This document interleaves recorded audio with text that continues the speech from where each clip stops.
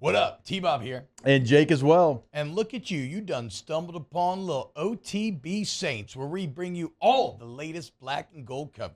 Who are the Saints going to draft? Who's going to be their quarterback? What does the salary cap look like? All that information and more. Hope you enjoy it. Like, subscribe. Once the weather changes. I mean, it will put you in an absolutely fantastic mood, even as your favorite NFL team stands on the precipice of getting murdered by their former leader.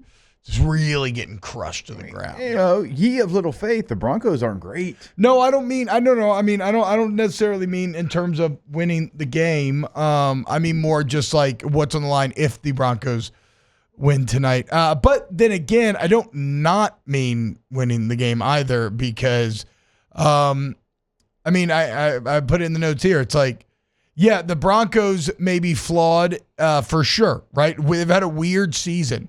Play the Seahawks really well, but they lose. They had that disgusting 13-6 loss at home to the Steelers. Saints are 2-0, Broncos 0-2. We're all making fun of them.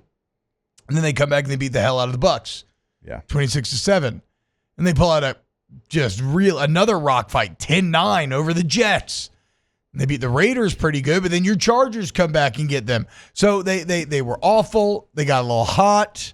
The Chargers arrested them. But the deal is, the Saints have 33% of the roster on the injury report.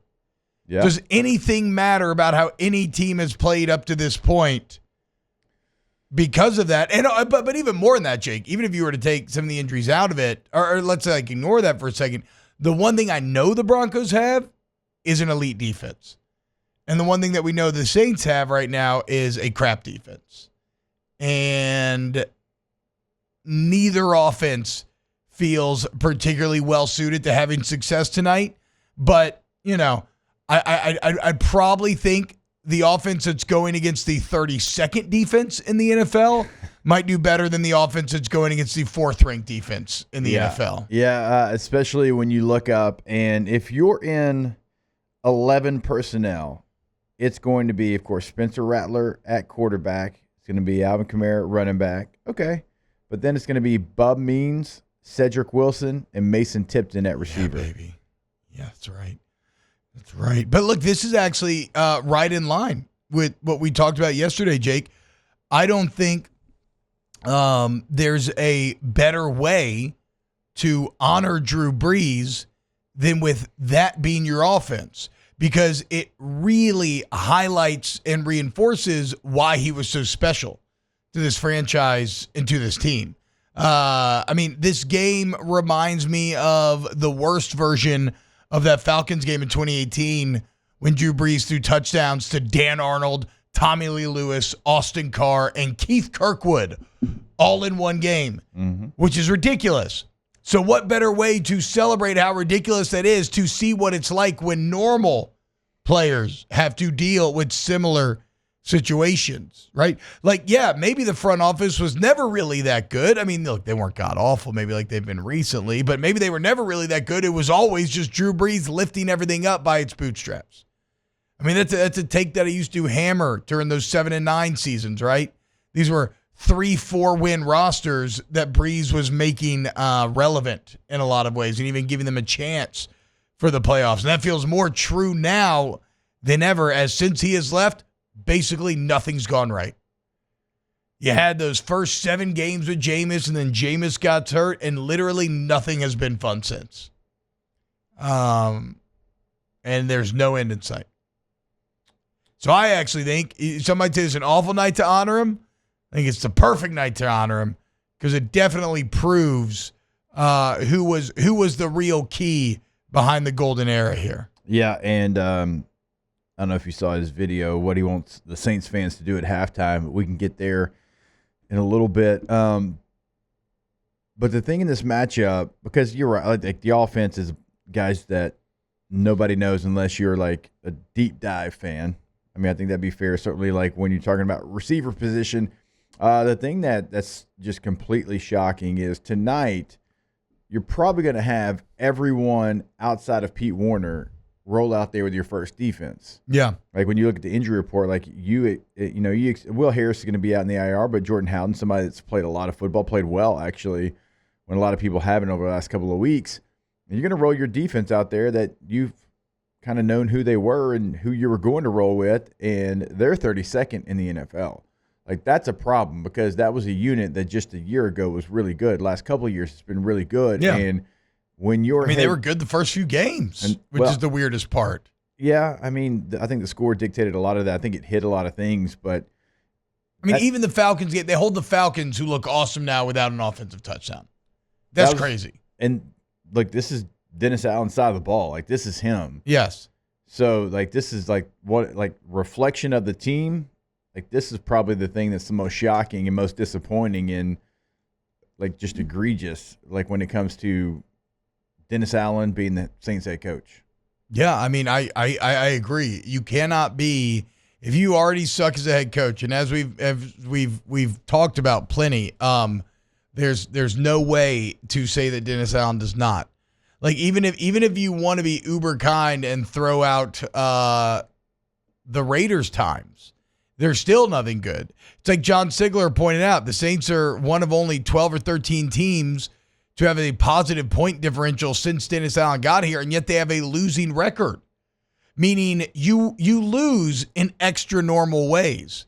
Like, you go out of your way. Remember, we talked about the razor-thin margins of the NFL and how really we want to say there are a couple plays, but really it's about small wins that you stack throughout the game to create those razor-thin margins. Okay, well, you find ways to consistently be on the wrong side of that ledger. And, some days when it goes well, it goes really well. But, whatever. The sample size is so large. So the point of all this is you don't have the results. Now you don't even have your side of the ball carrying the team being top 10, top 7 like they've been the last few years. What do you have? What do you have? You know what you have? You just have one big fat excuse. Injuries. That's what you have. You have a front office led by Mickey Loomis who is untouchable. And I don't know if he feels guilty because he feels like the coach that he's picked has not been given the best chance to succeed because he doesn't have a roster. But he doesn't appear especially motivated to make any moves anytime soon. And so, as a fan, you sit here, and the thing that you're going to have to accept is just that, hey, it's just injuries. It's just injuries. Oh, they're going to try to use that. Even though it's been multiple years. Oh, no, that's what I'm saying. That's all. What do you have? You have nothing. So hard. You have nothing but one big, fat excuse. And it's going to be the one that they just continue to hammer. Well, if we didn't have this, if we didn't have, look at how we started. Look at how we started. And that's going to be like, it's going to be so tired because you played in games where you had everybody go. And is it fair? Nah, but you know what? The NFL and life, they're not fair. Injuries happen all the time. The team that stays the healthiest always is competing and winning championships. It's what made Kansas City's run over the last, 6 years so impressive. Is what have they had in the Super Bowl, right? They've always had the key parts. The key guys have always been healthy. It's a part of it. This is, but the thing is, this is not a good team that is suffering a down year because of a rash of injuries. We've seen that. We've seen that plenty. This is a bad team who got worse because they've suffered injuries. Like, there is nothing to fall back on and feel good about. And again, it's not just Oakland. John Sigler's been killing it, saintswire.usatoday.com, when it comes to Dennis Allen stats. Dennis Allen's record against good teams, thankfully the Broncos are 3-3. They don't have a winning record. Because Dennis Allen's record against teams that have a winning record at kickoff is 2-9. Just in his Saints tenure. Yeah, that's the thing. Like, you don't have to count the Raiders' tenure for it to be bad. No. And that's, some people, I think, in that front office want to be like, well, you got to take the Raider stuff out of it. Okay. Well, you can't do that. It's not really how it works. But if you want to, we can. And it's still bad. It's still a losing record. It's still 4 games under 500. So, like, no matter what metric, no matter what analytic you try to throw at us, the numbers are the numbers. The numbers are the numbers. Is the performance, right? When times go bad, that's when you need leadership to step up. That's when you need your head coach to find a way. And they just don't.